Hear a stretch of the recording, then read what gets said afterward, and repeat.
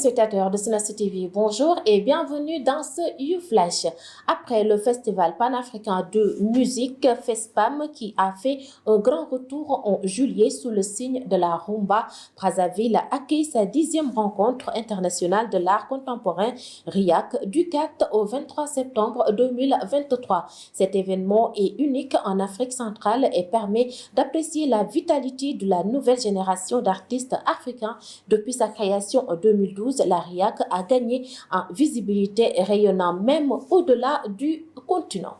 C'est avec le sourire que Ramatoulaye Sy s'est confié à FIFAM pour évoquer sa passion pour le cinéma. Son premier long métrage, Banel et Adama, est sorti en salle ce mercredi et avait déjà été apprécié à Cannes où il a été sélectionné dans la section officielle. À seulement 37 ans, cette réalisatrice franco-sénégalaise avait à cœur de présenter une nouvelle vision de la femme africaine. Loin des clichés, la voici.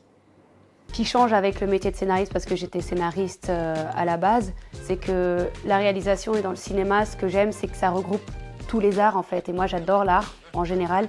Ça regroupe que ce soit la littérature avec le scénario, la photographie avec l'image et les couleurs, la musique avec le son, le montage. Et vraiment, c'est un patchwork, un tout que j'apprécie vraiment dans la réalisation et j'ai pas à choisir. C'est pas la même expérience de regarder à la télé et d'être au cinéma. Au cinéma, on partage et on s'en rend pas compte, c'est qu'il y a un lien et une connexion avec d'autres gens qu'on ne connaît pas et un partage sur un moment avec des inconnus qui va disparaître dès qu'on sort de la salle, mais il y a quelque chose d'hyper magique en fait dans le cinéma. Et moi, ce que j'adore dans le cinéma, c'est vraiment on nous raconte des histoires. Et en fait, bien sûr que les séries télé, et je sais que tout ce débat avec Netflix et les plateformes, mais je pense qu'au cinéma, c'est différent. Il y a une magie en plus. Le sujet qui me tient plus à cœur, c'est vraiment la place de la femme dans la société contemporaine.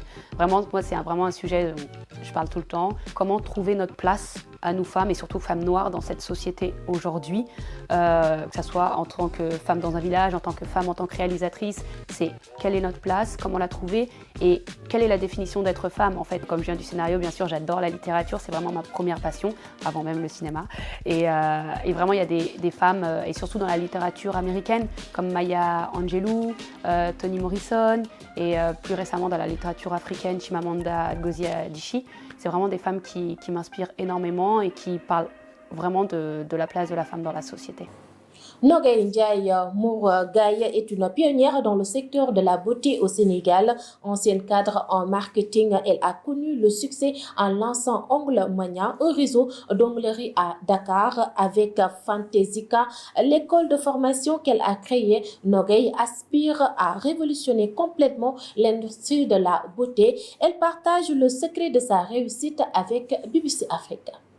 En ouvrant Ongle Mania, la première réflexion qu'on m'a faite, c'est que tu prends un magasin, tu le décores, c'est climatisé, tu mets tout le confort qu'il faut juste pour faire les ongles.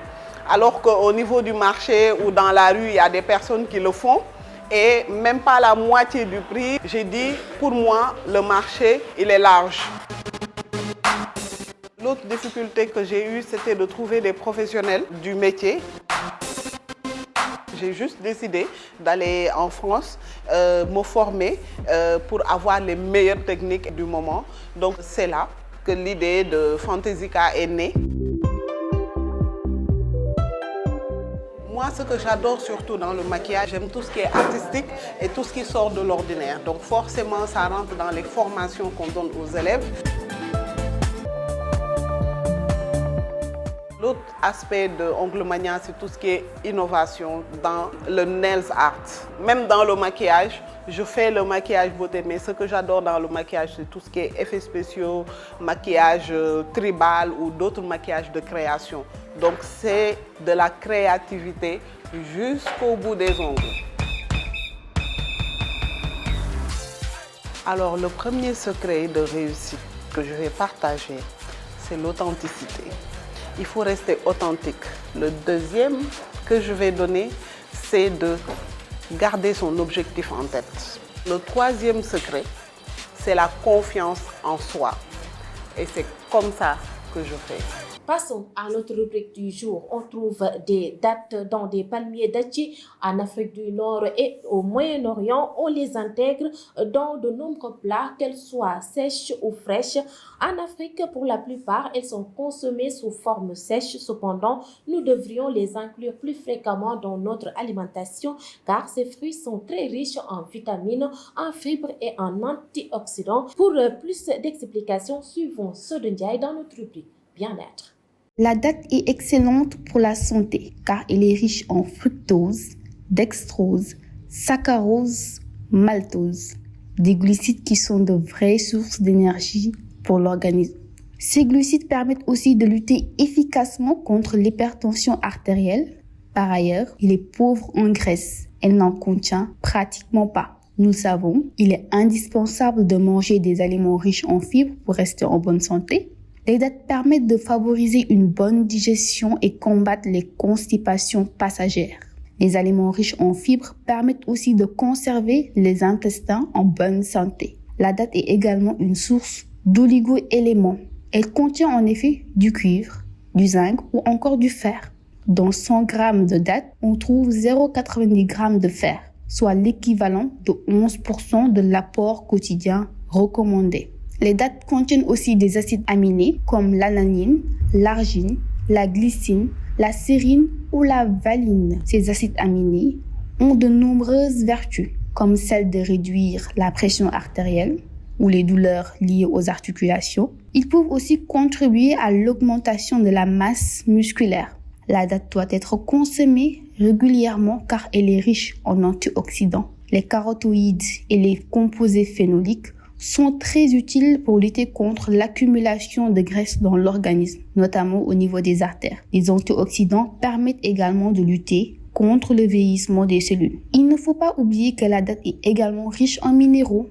On trouve en effet du potassium, du magnésium, du phosphore ou encore du calcium dans les dattes. Or, une alimentation riche en potassium permet de réduire la pression artérielle ainsi que les risques d'accidents vasculaires cérébrales. À l'occasion de l'IFA de Berlin, Samsung a annoncé le lancement de Samsung Food, une plateforme de recettes et d'aliments personnalisés basée sur l'intelligence artificielle. Ce service agira comme un assistant personnalisé dont l'objectif sera d'aider les utilisateurs à découvrir de nouveaux plats, à créer des programmes de repas sur mesure et à commander les ingrédients en ligne pour la réalisation de ces repas. Samsung annonce qu'il prendra en charge plus de 160 000 recettes. Samsung Food accompagnera également les apprentis cuistots dans le contrôle de leurs appareils de cuisson en leur proposant des guides détaillés étape par étape, ce qui permettra aux utilisateurs de partager leurs recettes sur les réseaux sociaux. Un ingénieur congolais développe un dispositif permettant le contrôle d'objets via des signes cérébraux. Ce jeune ingénieur informaticien se nomme Pierre Sedi et il a créé ce dispositif baptisé Cérébro. C'est l'appareil qui en est encore au stade préliminaire et destiné à aider les personnes handicapées à effectuer des actions. Écoutons ces explications dans l'interview accordée à nos confrères de High Tech Africa TV. Ça peut être vu comme étant un gadget de haute technologie pour contrôler, par exemple, une maison intelligente à distance par la pensée. Une autre utilité importante de Cérébro, c'est qu'il peut être utilisé pour redonner de la mobilité et de la motricité à des personnes atteintes de sévères handicaps, par exemple des personnes tétraplégiques qui n'ont pas l'usage de leurs mains ni de leurs pieds. Alors, Cérébro est composé de deux parties. Il y a une partie matérielle et une partie logicielle. La partie matérielle est composée premièrement du casque neuronal que j'ai ici entre mes mains, d'un ordinateur qui va recevoir les données en provenance de ce casque et enfin du robot que nous allons essayer de piloter par la pensée. Et la partie logicielle est composée de plusieurs logiciels qui sont embarqués dans l'ordinateur. Ok. Alors, comment fonctionne Cérébro ? Tout d'abord, il y a le casque neuronal qui est placé sur la tête de l'individu et ce casque lie l'activité du cerveau. Alors le cerveau se comporte d'une certaine manière pour chaque activité que nous faisons. Vous bougez la main gauche, vous bougez la main droite, le pied gauche ou bien le pied droit. À chaque action correspond un certain comportement au niveau du cerveau. Et donc, ce casque lit en temps réel le comportement du cerveau et le transmet au niveau de l'ordinateur. L'ordinateur effectue ce qu'on appelle un traitement de signal pour pouvoir éliminer tout ce qui est impureté ou parasite dans le signal qui vient du casque. Et l'ordinateur utilise de l'intelligence artificielle, plus précisément du machine learning, pour pouvoir distinguer les différents types d'activités du cerveau. Et de là, on peut associer à chaque activité une commande. Par exemple, faire avancer le robot soit à gauche, soit à droite. Merci, c'était tout pour ce YouFlash. Merci de l'avoir suivi et restez en compagnie des programmes de Synapse TV. Au revoir.